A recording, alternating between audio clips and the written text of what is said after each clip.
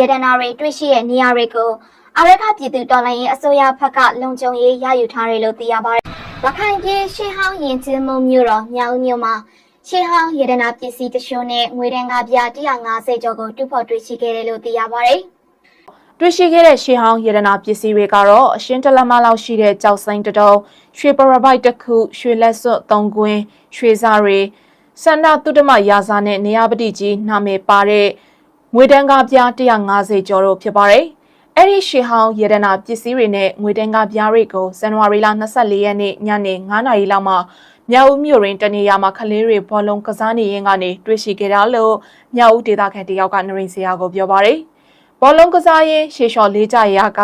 ဒင်းကားပြတချို့ကိုစတွင်တွေ့ရှိခဲ့ပြီးတဲ့နောက်ထပ်တူးကြည့်ရင်အခုလိုတွေ့ရှိလာတာလည်းဖြစ်ပါတယ်။အခုလိုတွေ့ရှိပြီးတဲ့နောက်မိဘဆွေမျိုးတွေကိုပြောပြခဲ့ပြီးအဲဒီကနေတဆင့်အုပ်ချုပ်ရေးတာဝန်ရှိသူတွေကိုဆက်လက်သတင်းပေးပို့ခဲ့ကြတယ်လို့ဒေသခံတွေကပြောပါတယ်။ဒီငွေတန်းကားပြားတွေဟာတတိယမြောက်ဦးခေတ်ရခိုင်တက္ကရာ1034ရွှေနန်းသခင်စန္ဒသုတ္တမရာဇာလက်ထက်က